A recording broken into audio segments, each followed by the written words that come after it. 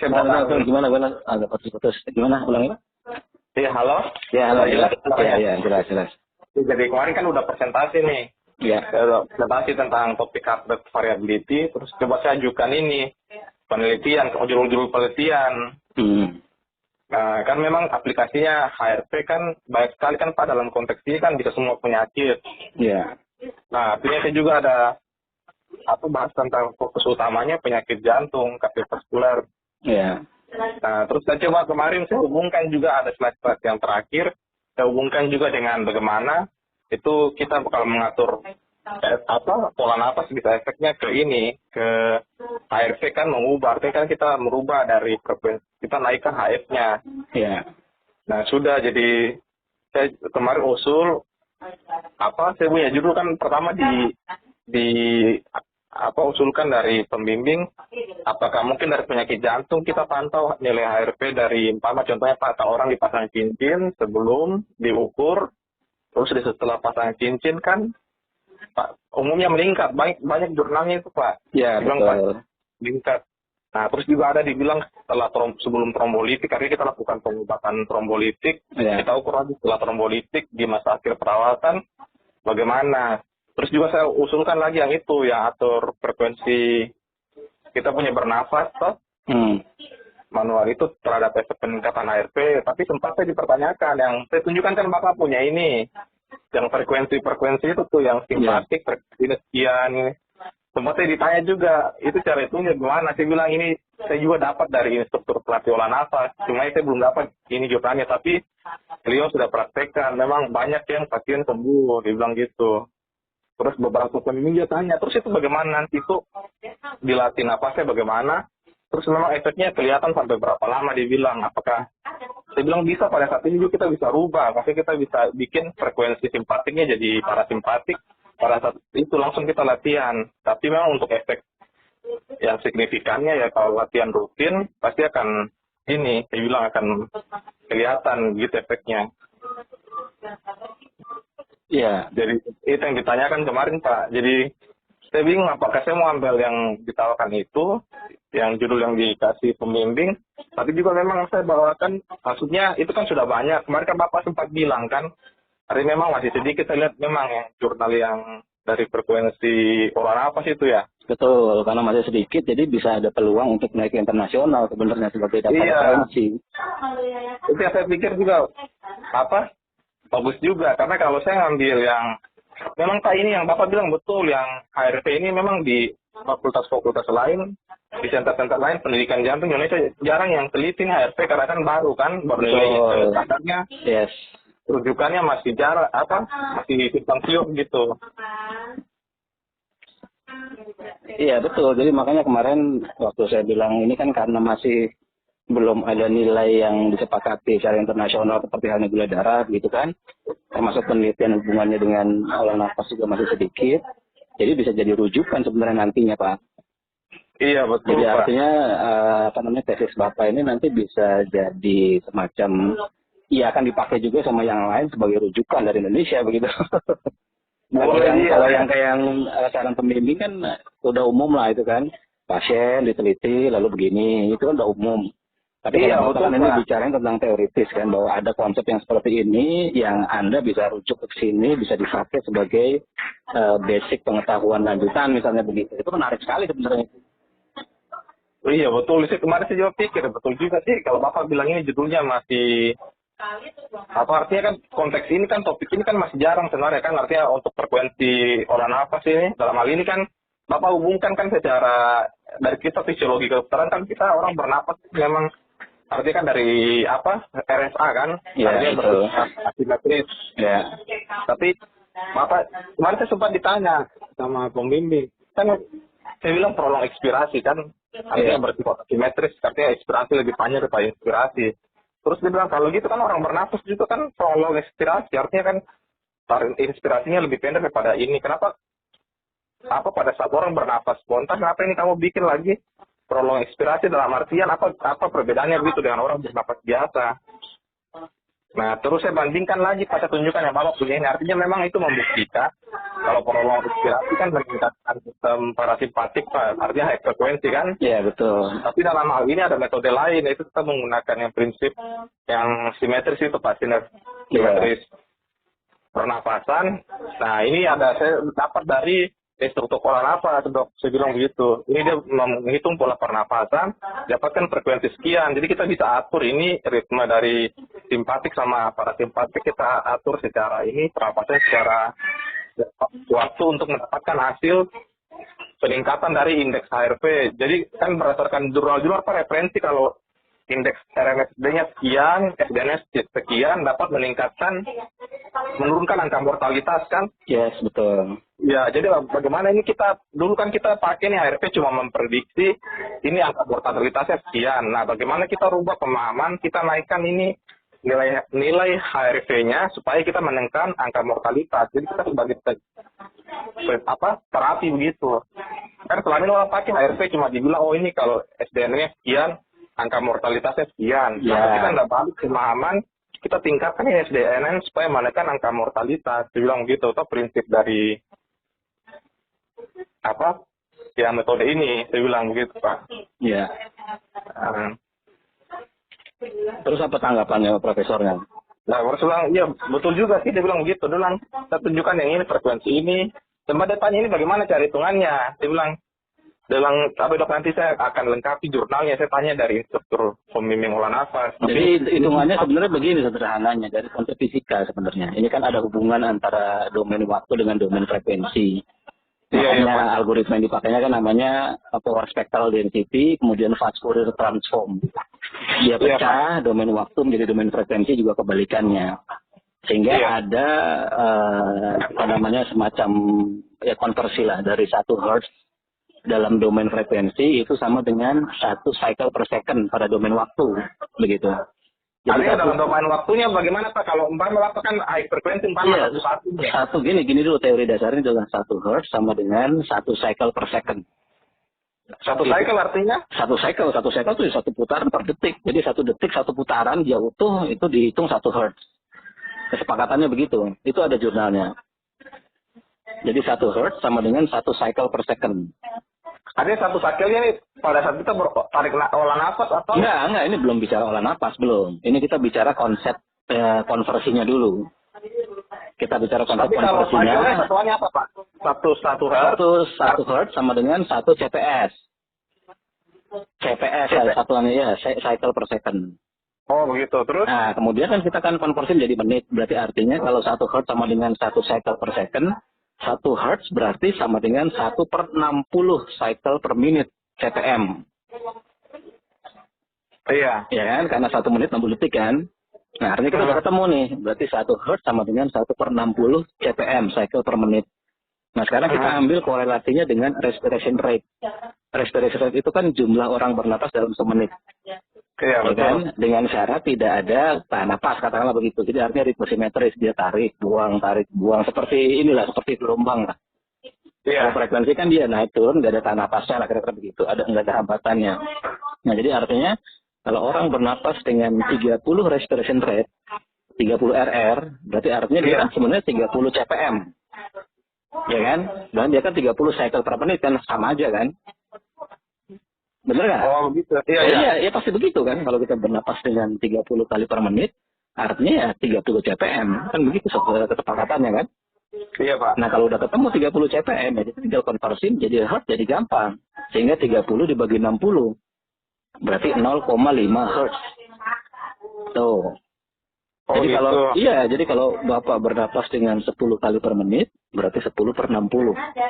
Berarti 0,1 Hz. Kalau Bapak bernapas 60 kali per menit, berarti 60/60 sama dengan 1 Hz.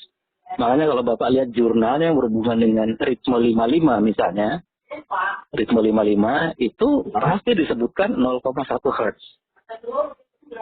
Dari mana 55? Jurnal itu? Ada banyak semua saya punya. Itu puluhan jurnalnya, saya bisa kirimkan linknya ke Bapak. Saya punya PPT-nya juga. Oh gitu ya? Ada semua. Jadi mereka sudah melakukan penelitian. Karena jadi gini, kalau di sistem ventilasi, di pernapas sistem respirasi itu kan ada istilahnya mekanika ventilasi kan. Iya, Mekanika ventilasi itu kan ada rasio IE kan gitu kan. Ada total cycle time. Nah, total cycle time itu adalah jumlah inspirasi detiknya ditambah ekspirasi. Itu total cycle time. Berarti total cycle time itu jumlah tarik dan buang. Iya. Tanpa napas, ya kan? Nah, respiration rate adalah total cycle time yang terjadi dalam waktu semenit. Iya, betul, Pak. Ya kan? Nanti kalau rumusnya kan respiration rate 60 bagi total cycle time. Yes, betul sekali. Jadi udah ketemu kita hubungannya antara domain frekuensi dengan domain waktu. Begitu sebenarnya tuh. Nah, dari tapi situ untuk hitungannya. konversi hitungannya itu Bapak ada jurnal, artinya 1 Hz sama dengan 1 cycle per second? Ada, Pak. Ada. Baru hitungan konversi internasional juga ada. Bapak kalau buka website-website yang berisi konversi antara Hertz ke TPM, Hertz ke CPS, begitu itu lengkap semua. Di situ ada referensinya, diambil dari mana, begitu. Tuh, sehingga dari situ saya melihat ada korelasi antara respiration rate dengan Hertz. Lalu saya lihat jurnal-jurnal yang menyebutkan total cycle time 10. Total cycle time 10 jurnalnya menyebutkan 0,1 Hz. Oh ya sama berarti. Artinya mereka juga menghitung dengan konsep yang sama begitu. Jadi kalau total cycle time-nya 10, berarti Hz-nya adalah 10 per 60 sama dengan 0,1 Hz. Lalu saya cari lagi jurnal yang berhubungan dengan total cycle itu cycle per second itu artinya sama dengan laju pernafasan gitu, Pak? Sama, itu kan hanya istilah lain dalam mekanika ventilasi saja, Pak. Berarti kalau 1 Hz sama dengan 1 Hz sama dengan 1 per 60 cycle per menit. Berarti 1 Hz sama dengan RR dibagi 60. 1 cycle sama dengan? Ya, 1 Hz sama dengan RR dibagi 60. Oh, RR dibagi 60 ya? Iya. Itu yang kemarin sempat saya ditanya. Nah, jadi hitungannya dari situ asalnya. Nah, itu balik ke konsep fisika sih, dan gelombang gitu, getaran dan gelombang. Nah, jadi dari situ akhirnya kita bisa menghitung frekuensinya laju pernapasan gitu. Jadi kalau Bapak iseng browsing misalnya 6 breath per minute gitu. 6 breath per minute. Kemudian Bapak lihat salah satu jurnal aja. Pasti dia akan sebut dalam kurung 0,1 Hz. Dia kan pasti sebut begitu. Artinya kalau 6 breath per menit, berarti 6 RR per menit, itu kan total cycle-nya 10. Ya kan? TCP-nya kan 10 total cycle-nya kan? Iya, Pak. Nah, itu karena dia pakai simetris. Kalau dia pakai asimetris, misalnya 28, kemudian 37, 46, gitu. Tuh, jadi korelasinya ketemu dari situ. Makanya menurut saya kalau Bapak nanti ambil konteks tesisnya, apa sih istilahnya kalau di spesialis itu tesis atau apa gitu? Kalau itu ya betul. Kalau kita semua kan tesis kan penelitian. Spesialis juga sama tesis berarti? Iya, sama, Pak. Oke, jadi ngambil tesis di penentuan kaidah rumus ini, itu sebenarnya nanti tesis Bapak bisa jadi rujukan, Pak. Karena belum ada di luar sana, ya dari pengamatan saya lah ya, yang spesifik. Tapi kalau dari metode, Bapak ambil metode ini, artinya sebelumnya di luar sudah ada yang penerapan ini ya? Nggak ada, mereka hanya sepotong-sepotong aja, nggak ada rootnya mereka nggak sebut. Jadi root misalnya rumus begini menjadi frekuensi sekian, rumus begini menjadi sekian, lalu korelasinya dengan simpatik parasimpatiknya juga mereka nggak secara spesifik lah.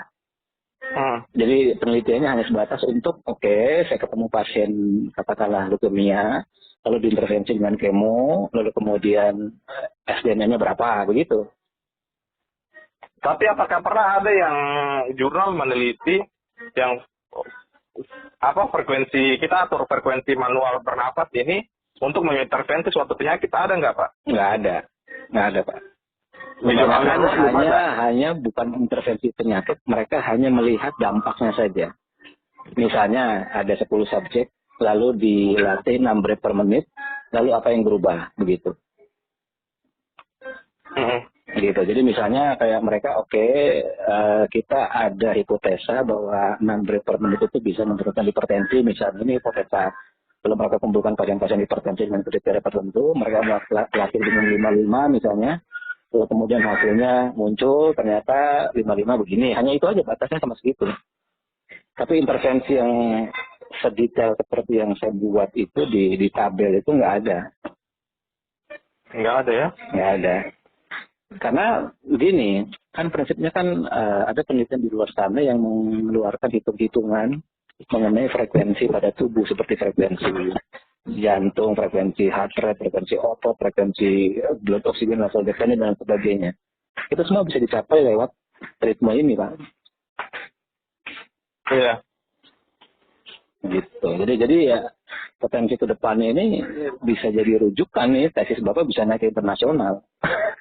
Nah, itu amin semoga bisa ya. Iya kan, kalau yang kayak kemarin sih itu kan yang disarankan sama pembimbing istilahnya kan ya umum lah, oke dokter itu meneliti begini.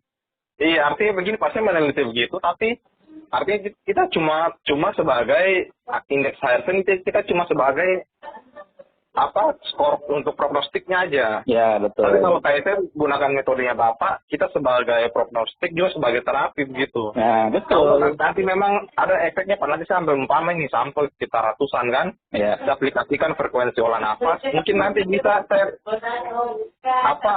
arahkan pasiennya buat latihan di rumah begitu ya Pak? Sangat bisa Pak, ini saking mudahnya kan. Yang penting kita kan bikin protokol-protokol teknis latihannya yang sesuai dengan yang kita mau, dengan standar nilai parameternya, kemudian posisinya, apakah dia berbaring, duduk, dan sebagainya. Itu nanti ada kaidah-kaidah seperti itu yang dibuat begitu. Itu kalau Bapak yang kayak metode frekuensi olah nafasnya, kalau 1 hari latihan itu biasa berapa lama Pak? Paling lama itu 15 menit Pak. Artinya kan Bapak kemarin bilang kita harus kasih rangsang itu frekuensi nafas secara simpatik, parasimpatik. Ya betul. Artinya itu kombinasi kayak pernapasan 1-1 gitu. Ya. 5-5, 12-12. Iya betul. Iya. Terus frekuensi simpatiknya berapa banyak? Parasimpatiknya ya, itu berapa nanti itu kita akan main di durasi. Ya, selama ini kan durasi itu yang belum pernah saya teliti secara spesifik. Ini durasi ini berdasarkan experience saya di sini. Misalnya kenapa saya menunjukkan angka 5 menit begitu. Ketika saya di atas 5 menit, kok malah jadi turun. Jadi saya ketemu angka yang optimal itu di 5 menit begitu. Artinya 5 menit itu hanya durasi aja. Oh, jadi kalau terlalu lama kita atur olah nafas, itu makin naik? Ya, turun, ya kan stres kan. Misalnya Bapak mestinya frekuensi 33, katakanlah itu frekuensinya parasimpatik. Tapi Bapak lakuin 33-nya selama 15 menit misalnya. Pasti Bapak jadinya simpatik karena stres. Oh gitu ya? Ya sama kayak olahraga lah. Misalnya yang disebut sehat itu kan ketika jalan kakinya misalnya 5.000 langkah, kan menurut statistik begitulah kurang lebih ya. Terus Bapak jalannya 500.000 langkah coba. Kira-kira sehat nggak? Ya stres kan badannya kan? Iya. Nah kira-kira logikanya gitu sama. Jadi frekuensi ini ketika dimainkan, kita harus lihat durasinya. Nah durasi inilah nanti akan menemukan di mana titik optimumnya begitu. Oh jadi berarti Bapak ada titik optimum sama high frekuensinya? Yes, sekian menit. 1-1, 1-2-2 itu berarti 5 menit. Nah betul. Jadi ya nggak semuanya 5 menit. Oh Bapak sudah temukan? Saya ada hitungannya betul Pak, ada hitungannya. Repot juga ya. Tapi hitungannya gampang lah Pak, nanti kita nge-zoom sedikit, saya share hitungannya, Bapak langsung paham kok. Oh gitu ya? Nah ada hitungannya, ya hitungannya versi saya, tapi ini udah cukup proven lah istilahnya. Nah nanti bisa saja dibikin, jadi gini konteksnya, yang belum ada itu di penelitian jurnal internasional, sepanjang yang saya tahu ya, adalah konsep durasi Pak. Konsep durasi yang optimum frekuensi ini harus di-play, istilahnya dimainkan di berapa menit begitu. Jadi kalau Bapak bisa main di durasi ini, jadi sumber rujukan misalnya. Jika kita pengen masuk ke frekuensinya jika kita ingin intervensi parasimpatik, maka durasinya sekian. Durasi sekian tentunya durasi ini kan dengan karakteristik pasien yang disepakati kan begitu. Kalau karakteristiknya beda lagi, durasinya lain lagi. Misalnya karakteristik komorbid tentu nggak sama dengan karakteristik yang non-komorbid begitu. Oh itu beda lagi. Artinya kalau umpama dia ada komorbid hipertensi, beda lagi ya? Ya durasinya aja, frekuensinya nggak berubah Pak. Oh gitu. Jadi ritmenya nggak berubah, hanya pemberian. Jadi ibaratnya begini. Mohon maaf nih, orang yang kurang pendengaran tentu kita ngomong sedikit dengan ngomong keras kan beda Pak. Kalau kita ngomong keras, maka frekuensinya harus lebih gede kan begitu. Tapi itu nggak lantas kita nggak sopan dengan orang itu kan. Hanya kebetulan orang itu kurang pendengaran sedikit, lalu kita kerasin sedikit. Sama. Kan saraf otonom di badan kita kan kadang-kadang kalau yang komorbid itu kan bermasalah. Sehingga kita perlu sedikit lebih lama memainkan frekuensi itu untuk menggetarkan sarafnya begitu. Oh, jadi kalau orang yang tidak ada komorbid lebih cepat gitu? Lebih cepat, pasti lebih cepat. Gitu. Terus berarti total untuk Bapak mainkan antara frekuensi simpatik sama parasimpatik untuk satu kali latihan satu hari itu berapa lama, Pak? Iya, biasanya kalau saya untuk pencegahan aja itu biasanya sehari minimal sekali, itu 30 menit lah kurang lebih. Dia boleh pagi, Kalau boleh siang, boleh orang sore. dengan sakit jantungnya atau Ya, untuk kanker. sakit jantung biasanya saya maksimal minimal 2 kali pagi dan malam, maksimal 3 kali pagi, siang, malam. Kalau untuk yang Dengan berat, durasi satu kali 30 menit satu kali latihan. ya kalau latihan kurang lebih 30 menit lah dengan frekuensi yang kita rangsang tertentu di tubuh dia begitu. Jadi saya mainkan berarti antara frekuensi simpatik, saya latihan umpama parasimpatik nih Pak pertama 5 menit toh. Ya, Terus saya misalnya simpatik latihan 5 menit, lalu nanti parasimpatik sekian menit, dan nanti simpatik lagi sekian menit begitu. Oh gitu sekian menit ya. Itu kan hanya merangsang dari dalam aja. Total 30 menit ya. Ya, itu satu. Jadi melihat hubungan antara frekuensi dan durasi sehingga mencapai titik optimum di mana syaratnya mengalami rangsangan. Yang kedua yang bisa diteliti juga adalah ketika mencapai titik optimum itu atau ketika kita rangsang dengan durasi tertentu, dia akan memunculkan neurotransmitter kan. Simpatik memunculkan epinefrin, parasimpatik memunculkan asetilkolin dan seterusnya. Nah, kemunculan itu di durasi berapa menit itu bisa di subjek penelitian sebenarnya. Bisa lanjutan begitu. Yang umpama Bapak punya ritme 1-1, saya harus durasinya berapa lama supaya menimbulkan efek parasimpatik gitu. Yes, betul. Karena ini kan kita pertama kan bisa melihat dari hormon yang keluar atau neurotransmitter yang keluar. Yang kedua kita bisa melihat dari dampak yang muncul ketika hormon itu keluar. Kita kan sudah sepakat kalau epinefrin keluar, kemudian dia hinggap pada bronkai, maka bronkainya mengalami vasodilatasi. Itu kan sepakat. Kalau misalnya epinefrin keluar, lalu dia hinggap di jantung, maka jantungnya mengalami percepatan detak jantung. Kita kan sepakat. Jadi bisa melihat dari sisi hormonal yang keluar dengan menguji menggunakan alat uji hormonal begitu yang tentu saja mahal, atau melihat dengan dampak yang ditimbulkan dari kemunculan hormon itu pada berbagai organ atau peredaran darah atau apalah begitu di badan kita. Sebenarnya kalau selama ini Pak, artinya kalau kita mau mengukur alat kan yang non-invasif, itu alat mengukurnya kita pakai mengukur HRV. Artinya kalau kita mau buktikan, saya lakukan frekuensi olah nafas nih kan, artinya kan kalau saya mau bikin parasimpatik meningkat kan pasti dia melepaskan asetilkolin. Yes, betul. Kalau kita mau ukur tapi kan pertanyaannya kan berapa lama sampai asetilkolin itu keluar kan begitu? Iya, artinya kalau Bapak bilang kita mau buktikan itu efeknya durasi sampai berapa menit sampai ditimbulkan efek asetilkolin. Ya. Artinya memang pastinya harus kita periksa asetilkolin kan? Yes, betul, harus periksa asetilkolin atau bisa periksa pada dampak yang ditimbulkan dari kemunculan asetilkolin. Iya, artinya berarti kita gunakan memang salah satunya indeks dari HRV ini. Artinya kita menggunakan alat yang kayak Bapak punya itu atau alat-alat lain. Enggak, maksudnya begini Pak. Kan kalau di kemunculan yang gampang asetilkolin misalnya, dia kan akan melambatkan detak jantung, ya kan? Ya. Jadi artinya ketika pasien diintervensi dengan saraf parasimpatik sehingga detak jantungnya melambat, itu mulai titik dia melambat itu berapa lama durasinya? Artinya pasti perlambatan itu disebabkan karena asetilkolin, kan begitu logikanya kan?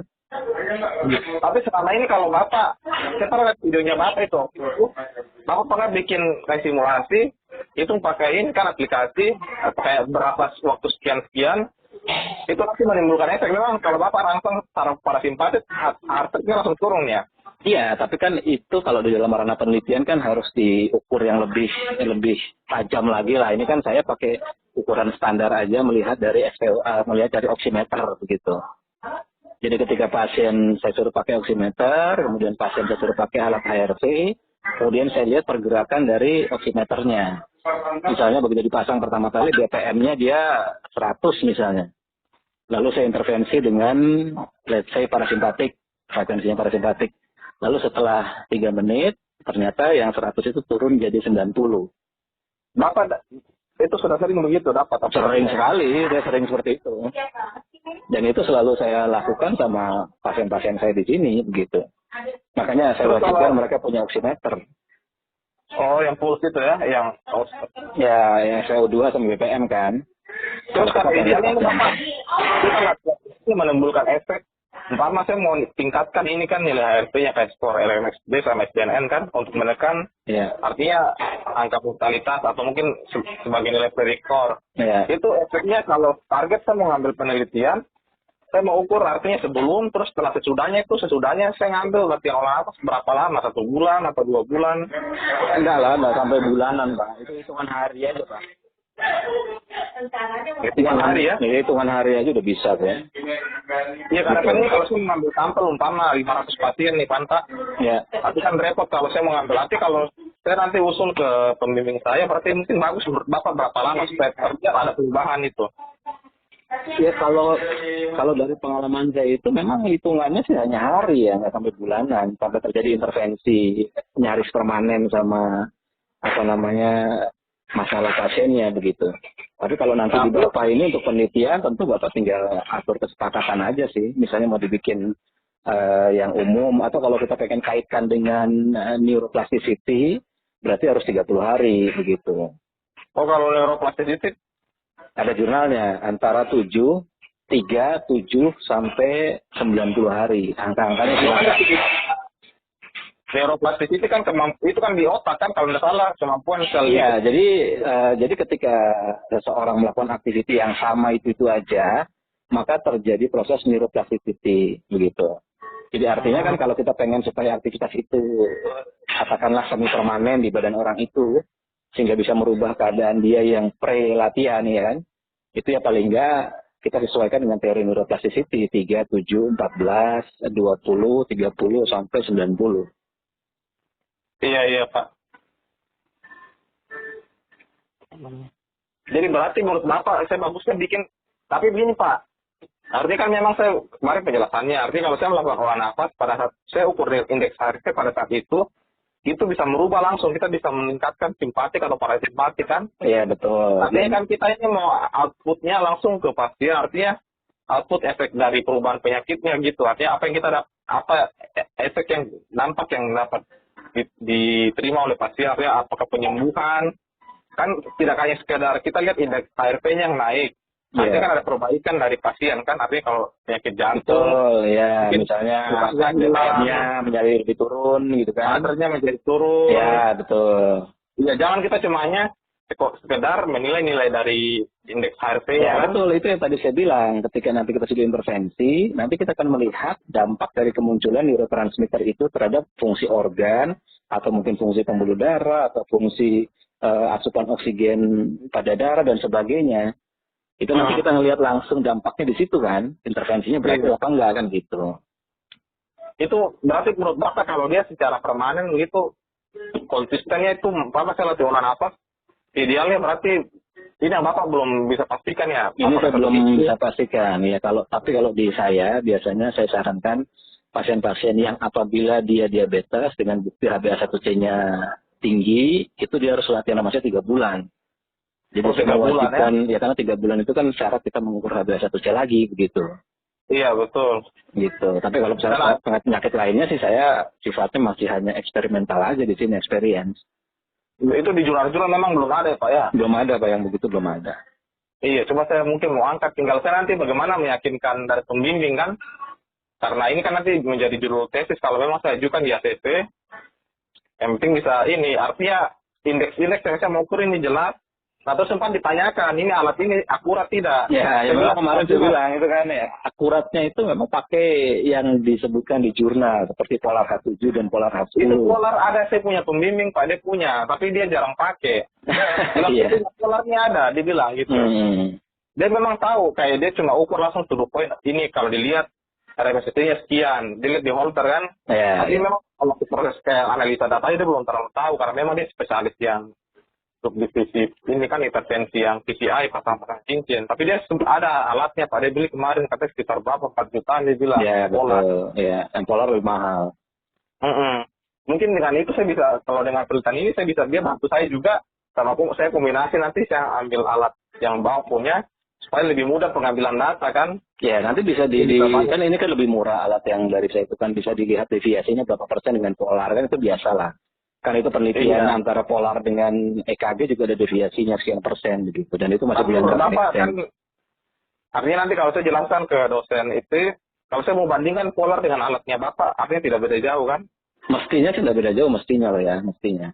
Iya, karena nanti kan ini kan sebagai ini kan Pak, artinya kalau saya bilang begitu, nanti tinggal saya ngambil datanya langsung. Artinya nanti tinggal kita diolah data di aplikasi kan, supaya nanti artinya kita samakan aja nih antara polar dengan yang keto. Ya. Nah, nanti tinggal kita lihat efeknya yang dari indeks HRV secara umum pasien-pasien kan, terus kita lihat dari segi kita periksa indikator mungkin dari labnya, apakah terjadi penurunan kolesterol. Ya, betul. Mungkin dari indikator dari yang Bapak bilang kan, kalau orang jantung kan nadinya pasti naik. Kita lihat pas ukur nadinya turun tidak. Ya, betul. Kita juga saya menggunakan indikator USG jantung Pak. Jadi saya lihat mungkin ada kan namanya fraksi pompa jantung kan. Ya, betul ada. Apakah memang dengan pelatihan frekuensi nafas ini meningkatkan juga fungsi dari ejeksi fraksi jantung.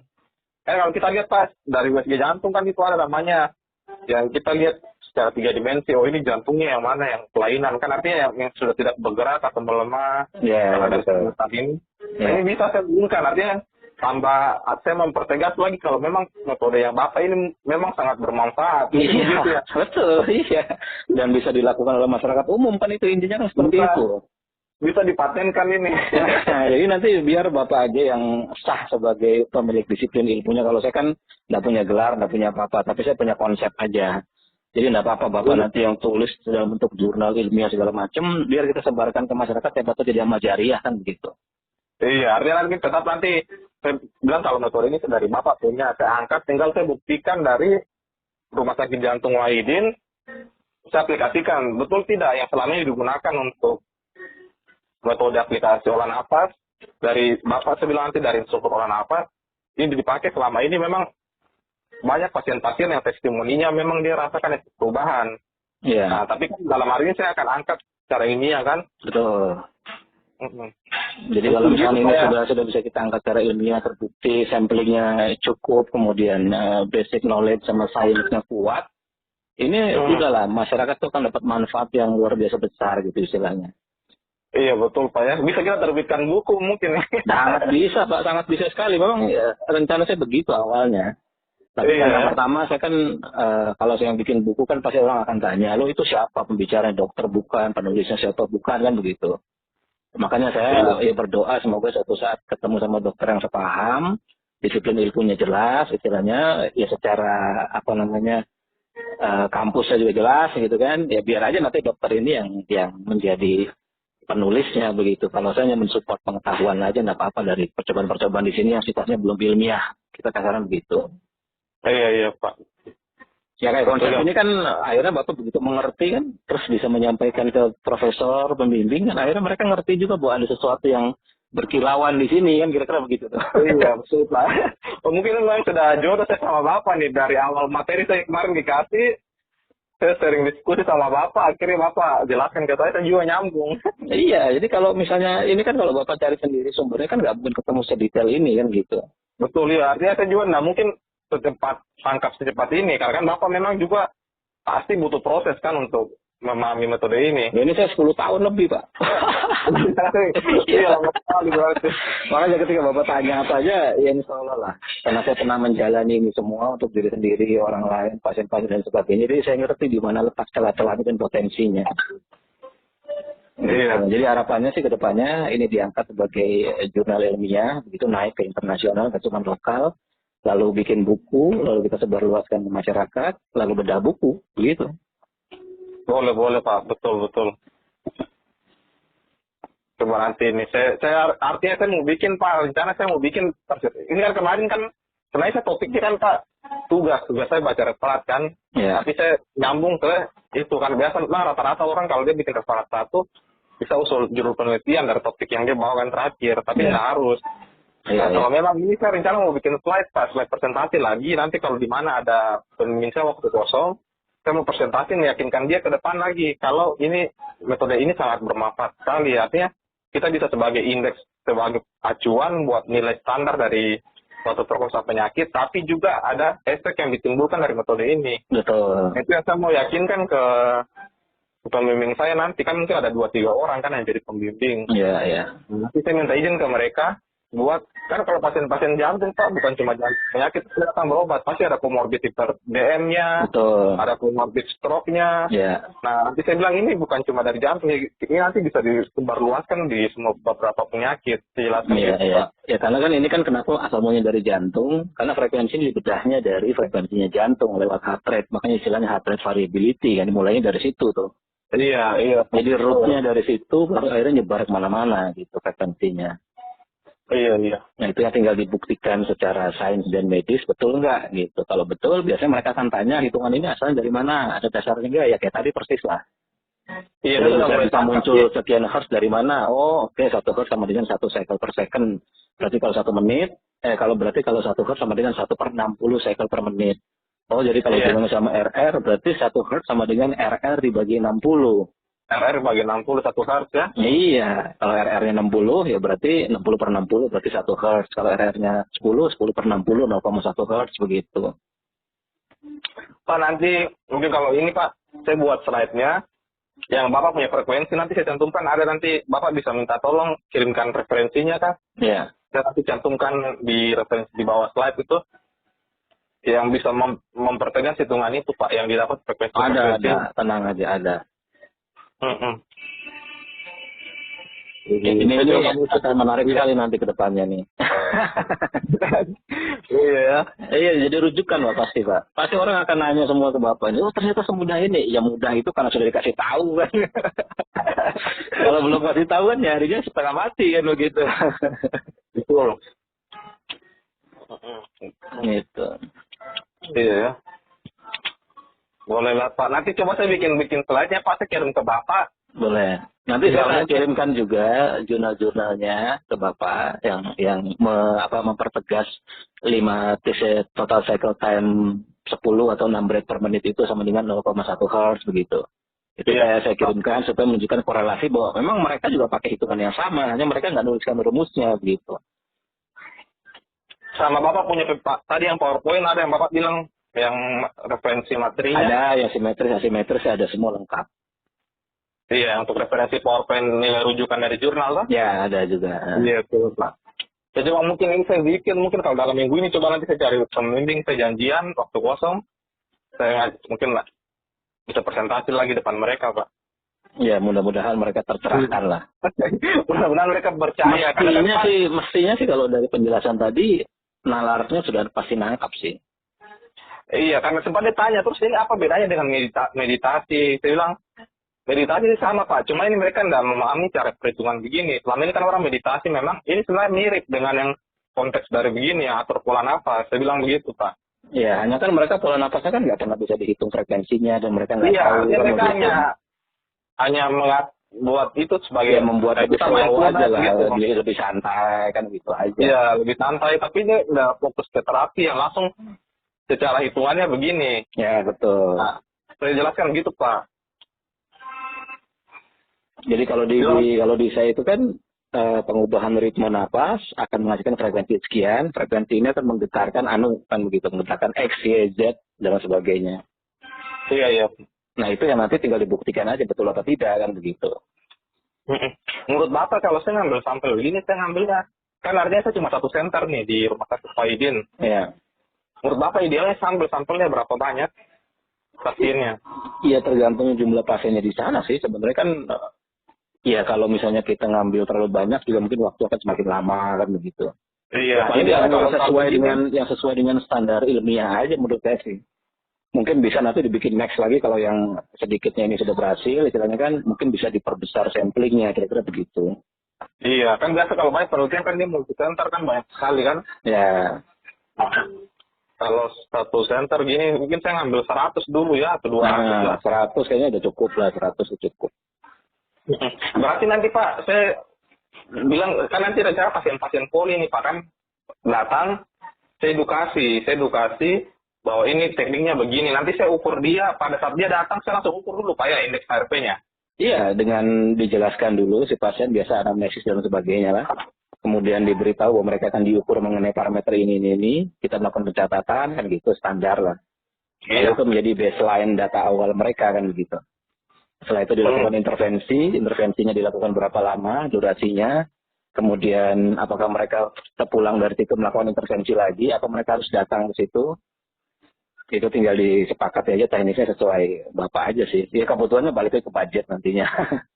Iya. Terus Pak, ini lagi balik ke nilai rujukan Pak. Kan begini, ada penyakit yang tadi saya kembali kan penyakit jantung itu banyak penyakit-penyakit lainnya penyertanya. Ada yang dengan stroke, ada juga bersamaan dengan gula stroke, diabetes, campur-campur dalam kan. Nah, kan kemarin Bapak bilang kalau kita ngambil rujukan dari pos kan itu dipakai buat yang rujukan nilai normal nih. Nah, nanti kalau saya mau aplikasikan ini kan banyak sekali nanti di dalam 100 sampel ini kan banyak sekali macam-macam penyakitnya. Bapak harus filter yang lebih homogen. Artinya tetap saya bisa pakai nilai rujukan yang dari pos enggak ya? Bisa, tapi tetap karakteristik samplingnya harus dibuat homogen dulu Pak. Kalau terlalu heterogen sih agak menyulitkan juga nantinya kan. Artinya dibuat homogen kayak gimana Pak? Iya maksudnya begini, jantung dan DM misalnya begitu. Atau jantung dan hipertensi misalnya begitu. Jadi denda begitu banyak. Jantung dan hipertensi saja? Ya misalnya ya dua itu tadi, jantung dan hipertensi itu kan penyakit yang paling banyak diderita di sini kan, kira-kira begitu. Iya. Gitu, atau jantung dan DM misalnya. Iya, kalau jantung dengan DM, artinya nanti nilai rujukannya itu Pak, saya ngambil nilai rujukannya. Kan ada dari elita RP itu kan banyak yang ada dari Munan sama dari pos kan. Iya. Artinya saya ngambil, kalau saya pakai nilai rujukan yang jantung dengan DM, seumpamanya, saya ngambil rujukan yang dari nilai pos itu yang berdasarkan umur dengan jenis kelamin. Menurut Bapak bisa tidak saya aplikasikan? Bisa sekali Pak. Memang nanti akan sedikit lebih tinggi standarnya kan, karena itu standarnya healthy subject kan begitu. Kalau itu Pak, yang dari nilai rujukan itu atas bawahnya kan dia luas sekali, umpama RMSD-nya kalau tidak salah dari 20 sampai ke 80. Iya. Sedangkan Pak, memang yang jurnal yang saya kemarin presentasi, kayak contohnya indeks dari penyakit jantung itu di atas 100. Jadi nanti bisa jadi begini, dari 100 sampling tadi kan artinya N-nya Bapak kan 100 ya kan, N-nya Bapak 100. Nah dari yang 100 ini misalnya Bapak ambil rujukan yang 1906 yang kemarin itulah, yang N-nya 1906 itu misalnya. Yang pos ya kan. Ternyata kan Bapak nanti punya hasil dari 100 N ini. Ternyata kalau saya compare misalnya dibandingkan dengan yang 1906 ini, bisa jadi yang N-nya 100-nya Bapak ini justru nanti akan menjadi standar rujukan baru gitu, yang khusus untuk karakteristik jantung dan hipertensi misalnya begitu. Kan ini kan semua jenis rujukannya itu kan nyaris nggak ada yang sama kan. Antara yang elite HRV, ASV, kemudian HRV training, kemudian pos, kemudian yang sebelahnya lagi itu kan nyaris nggak ada yang sama. Ya agak jauh lah ini ya batasnya kan. Jadi nanti bisa aja nanti yang justru N-nya 100 Bapak ini ya untuk yang ini, untuk sendiri di situ gitu. Jadi kalau nanti ada pasien yang baru yang karakteristiknya jantung plus DM atau jantung plus hipertensi, ya rujukan pakai saya, kasarnya begitu, pakai punya Bapak begitu. Oh gitu ya? Nanti bisa jadi begitu Pak, iya kan? Iya Pak. Gitu. Artinya kan nanti kan setelah intervensi kan pasti nilai itu nggak mungkin, ya kemungkinannya kan bisa berada pada range-nya yang pos itu juga bisa sama sekali berbeda begitu. Artinya mungkin tambah perbaikan, harapan kan tambah naik kan? Pasti tambah naik, ada perbaikan walaupun tidak sesuai dengan pos itu, tapi artinya itu bisa jadi datanya Bapak sendiri, versi Bapak yang bisa dirujuk sama orang lain. Iya, setuju Pak. Iya. Gitu. Betul Pak. Dan nanti kalau Bapak buka sampling baru lagi, Bapak punya data rujukan lagi, dan itu juga akan menjadi jurnal tersendiri yang orang lain harus nginduk dari data Bapak begitu. Sama kayak sekarang kan karena Bapak nggak punya sampling, jadi Bapak ambil dari datanya pos, datanya LTRV gitu kan. Makanya kenapa tadi saya bilang mendingan kita bikin yang model gitu supaya nanti penelitian Bapak ini jadi rujukan orang lain begitu. Iya Pak, betul. Itu kan naik tuh semua standar Bapak jadi naik kan. Jadi sebenarnya ini konsep yang dulu saya sering bilang sama teman-teman, kenapa orang-orang dokter sains medis mereka mau riset yoga? Karena mereka dapat kredit point dari penelitian itu untuk meningkatkan standarnya mereka begitu, entah mungkin nilai jurnalnya atau apanya lah kan begitu, biasanya ada syaratnya kan. Dan di dalam dunia yoga pranayama itu mereka banyak sekali ketemu dengan bukti-bukti hidup. Misalnya yogi yang usianya di atas 90 tahun tapi masih bisa headstand misalnya. Mereka bisa lihat itu, jadi mereka bisa teliti badannya kenapa bisa begitu gitu. Itu yoga beda dengan meditasi Pak ya? Kalau yoga, ya, yoga kan dia ada unsur-unsurnya. nggak cuman yang kita lihat sebenarnya. Kalau kita merujuk pada kitabnya itu dia ada 3 sampai 4 aspek lah. Seperti asana yoga, pranayama yoga, bhakti yoga gitu. Itu ya ada yang berhubungan sama fisiknya, ada yang berhubungan sama pernapasannya, ada yang berhubungan sama spiritualnya. Oh, berarti meditasi masuk yoga juga ya? Masuk juga. Ya nyaris di semua tradisi agama dan budaya punya konsep yang sejenis. Iya ya, hampir mirip lah ya. Ya hampir mirip lah, badan manusia gitu-gitu aja. Kepala 1, tangan 2, kaki 2, badan 1 kan. Iya Pak. Nah, hanya Tuhannya mentakdirkan jatuhnya ke India disebutnya yoga. Tuhannya mentakdirkan jatuhnya ke Cina disebutnya Qigong kan begitu. Dan sekarang mentakdirkan di Indonesia yang disebutnya frekuensi napas gitu.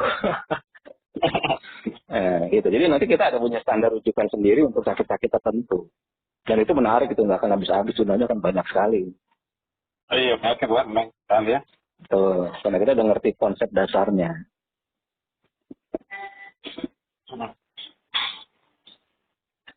Saya coba nanti ini Pak. Saya mengerti lagi supaya nanti kalau saya jelaskan tidak salah penjelasan ke mereka. Ya, karena saya yakin biasanya seperti pengalaman saya dulu waktu bersentuhan dengan profesor juga, mereka akan kejar ini angka ini muncul dari mana. Kenapa Anda bisa yakin bahwa 10 berat per menit itu 0,1 Hz misalnya gitu. Hitungannya dari mana? Iya, biasanya gitu. Pertanyaannya saya ya. Yang iya. Makanya nanti Bapak kan bisa jawab, karena saya udah duluan ngalamin ya. Hanya pada saat itu saya nggak sedang tesis, karena bukan siapa-siapa kan. Hanya ditanya aja. Kalau sekarang kan kita udah punya, kita udah ngerti, nanti mereka bakal bidik begitu. Iya, betul Pak. Mungkin coba ini Pak, saya nanti bikin slide supaya nanti saya presentasinya terstruktur dengan kata-katanya saya jelaskan lagi coba Pak. Iya. Sip lah. Mudah-mudahan ya yang di atas memudahkan lah. Iya, betul Pak. Ini kan istilahnya kalau ini bisa kita buat dan lolos, berhasil, teorinya solid, akan banyak masyarakat yang tertolong lah begitu. Betul Pak, betul. Dengan intervensi pengubahan frekuensi mereka bisa menaikkan HRV, bahkan bisa menurunkan mortalitas dan sebagainya. Ya, dari takdir Tuhan lah, fungsi sains kan hanya berikhtiar kan gitu. Iya. Jadi itu kemarin saya bilang, dia bilang ini bagaimana sebenarnya HRV ini? Mereka bilang sebenarnya HRV ini kita beberapa kali memang Pak ada dihitung di rumah sakitnya kita, tapi mereka jarang aplikasikan sebagai rutin karena dibilang metode analisanya itu setengah mati kan di mesin Holter kan ada aplikasinya. Iya. Artinya hitung kan repot karena kan banyak sekali kan yang mau kalau kita Holter kan aritmia kayak kita lihat ada ventricular systole itu berapa banyak itu tujuan utamanya. Iya betul. Kan menghitung RP-nya. Tapi makanya tidak dijadikan rutin perhitungan ini. Yang pembimbing saya itu yang dokter Musafir dia tahu, cuma dia tidak rutinkan. Nah, bagaimana saya bilang kalau ini dibuat kita pakai metode. Artinya nanti saya gunakan aplikasi. Nah, itu yang saya gunakan nanti datanya. Berarti nanti Pak, saya gunakan nanti menurut Bapak, saya pakai Elite ARP. Iya. Terus saya ambil datanya. Bisa nanti dikirim ke email kan? Bisa dikirim ke email. Bapak nanti tinggal ekspor data aja, dia kirim ke email. Terus apakah saya kelolanya, saya tinggal lihat dari Elite ARP atau langsung saya harus wajib kelola di Kubias gitu, di aplikasi yang di komputer? Iya tergantung sih, kalau untuk analisanya memang yang dalam sudut pandang end user ya, sudut pandang user yang tanpa perlu dirumitkan dengan segala pengetahuan, view-nya Elite HRV itu udah cukup sekali sih. Sudah cukup ya? Ya, bahwa HF Bapak sekian, LS Bapak sekian, FDN sekian, MRS sekian, maka kayak gini kan gitu. Itu yang Bapak bilang kemarin yang kayak grafik-grafiknya tuh yang ada grafik parasimpatik sama simpatik itu berbayar nggak? Kan kalau saya lihat di Elite kan gratis. Iya, kalau di atas 5 menit saja baru muncul grafiknya. Jadi kalau pengukuran kurang dari 5 menit nggak muncul. Oh gitu ya? Ada kan grafik-grafik yang Bapak pernah tunjukkan saya waktu saya sama Bapak via Zoom. Oh itu semua free ya? Free, semua free. Kubias yang versi berbayar itu dia ada fitur-fitur tambahannya aja. Seperti misalnya dia bisa nerima data dari EKG. Iya. Gitu. Kalau yang enggak sih kita nggak butuh lah istilahnya. Oh gitu. Berarti saya memang pakai metodenya khusus saya fokus aja ke PPG ya. Ya, kecuali misalnya pengen ada servis tambahan, misalnya pasien pengen melihat dalam bentuk laporan, report dari HRV-nya ya harus masuk ke BIOS dulu karena dia ada menu reportingnya kan. Iya. Elit ARV nggak ada menu reportingnya. Artinya menurut Bapak ini kalau saya kombinasikan, umpamanya kan ada pasien-pasien juga di poli kan banyak nih yang dilakukan Holter, tapi konteksnya sekarang dilakukan Holter itu nggak ada penyakit jantung, dia cuma ada juga dengan penyakit jantung, tapi rata-rata dia dengan penyakit aritmia seperti ventricular extrasystole dan lain-lain kan. Artinya kalau saya mau ngambil data dari alat yang PPG ini, terus saya kombinasikan, saya cukupkan dari 100 pasien, saya ngambil umpama Holter mungkin 40 atau 30, sisanya dari PPG. Menurut Bapak lebih ideal tidak atau fokus saja ke PPG? Ya kalau misalkan tujuannya adalah untuk komparasi, ya memang harus dua-duanya. Dua-duanya ya? Kamu komparasi, tapi kalau kita sudah yakin dengan teorinya dan sudah sangat yakin lah bahwa ini memang seperti ini hipotesanya, kita bisa langsung dari PPG-nya begitu. Iya, itu yang nanti pasti saya ditanya. Lain kamu mau pakai metode apa? Yang EKG Holter kan kita punya ada Holter. Ya. Tapi ya memang kalau konsekuensinya kan Holter lama kan? Lama, betul. Iya, artinya pasti nanti harus pulang di Holter 24 jam. Ya. Untuk semua ambil datanya lagi, pola ini. Nah, kalau ini kan istilahnya alatnya kan bisa dibawa pulang oleh pasien dengan sangat mudah dan bisa dikirim email harian kan gitu. Iya, tapi kan nggak mungkin pasien mau kasih pinjam alat yang saya punya itu dari Bapak ke pasien. Iya, pasien sudah datang ke rumah sakit lagi. Iya, artinya mungkin nanti Pak pasien datang di poli, kalau dia kontrol kan memang kan rata-rata di poli mereka kontrol tiap bulan. Ya, tapi dia dikasih PR latihan misalnya begitu. Iya, artinya saya nanti bisa pantau dia. Kebetulan kami juga ada bikin aplikasi kan, punya aplikasi buat pemantauan ini pasien-pasien. Iya. Kita bisa cek, jadi itu kita bisa kontrolnya dari situ. Iya, apakah Bapak sudah latihan napas sekian ritme hari ini, centang misalnya gitu. Iya. Tinggal nanti Pak, saya harus bikin protapnya tuh kayak guideline. Misalnya kalau kita terus sekarang guideline kan, bagaimana itu yang kayak Bapak bilang tadi repot sekali, durasinya berapa lama, frekuensi low frekuensi. Jadi sebenarnya gini Pak, saya untuk mempermudah pasien saya, biasanya saya bikinkan audio yang mereka tinggal setel aja Pak. Gitu ya? Jadi saya bikinkan semua rangkaian dari A sampai Z-nya, istilahnya begitu. Mereka tinggal setel aja satu audio play, dengerin sampai selesai, udah tuh beres tuh. Jadi nanti protapnya bisa dibuat apakah Bapak Ibu sudah menjalani latihan via audio centang. Kan mereka kan mau jadi subjek penelitian, mereka harus dong ikut patuh sama aturan kita kan gitu. Iya. Jadi nanti saya bikin format audio gitu Pak. Saya udah ada Pak, format audionya udah ada. Oh, Bapak punya ada ya? Punya, gampang sekali. Udah saya bikinkan semua pendekatan lah, misalnya untuk hipertensi begini, untuk ini begini, untuk ini ada semua ini. Oh gitu ya. Iya, atau kalau mungkin bisa dituangkan kalau kita kan biasa ada kayak brosur kan artinya kertas itu pasien bawa pulang. Ya. Ya nanti sebagian udah lupa itu irama napasnya berapa. Ya, itu kan nanti latihan lewat audio kan gampang kan. Iya, dia tinggal setel aja, ikuti aja instruksi yang ada di audio itu, mereka udah include semua tuh. Tanpa mereka harus pusing di mana parasimpatiknya, di mana simpatiknya, nggak usah pusing. Pokoknya selama dia play itu audio dari awal sampai akhir, dia udah dapat semua yang kita mau, begitu istilahnya. Gitu ya. Berarti menurut Bapak lebih ideal pakai audio ya? Audio paling ideal. Daripada kita ngasih dia instruksi 1, 2, 3, 4, 5. Bapak ambil ritme 55 selama 5 menit, wah itu pusing Pak. Kalau untuk orang-orang yang sakit Pak, ya. Saya tuangkan di kertas, nanti saya tinggal fotokopi berbanyak gitu. Artinya di kertas itu ada nanti Bapak bernafas 5 menit. Oh ya, kalau itunya enggak Bapak dituliskan. Tapi teknis yang diberikan ke pasien nanti audio bentuknya. Bapak tetap pakai audio ya? Audio bentuknya Pak. Kalau enggak mereka pales kadang-kadang Pak. Oh gitu ya. Ya kan, kalau audio kan istilahnya Bapak tinggal setel aja, udah enggak usah pusing dengan ini simpatik, parasimpatik, atau kita yang sudah ngatur kan begitu. Oh sudah itu memang ada di setel ya? Sudah ada kita setel. Boleh lah Pak. Nanti yang penting di ACC lah Pak. Kalau di ACC nanti saya izin pakai Bapak punya audio kalau memang ini toh sudah berjalan nih penelitian. Ya, nanti kan ini kan pakai suara saya yang kira-kira kurang pas lah, kita bisa pakai suara yang lebih enak secara intonasi lah kira-kira begitu.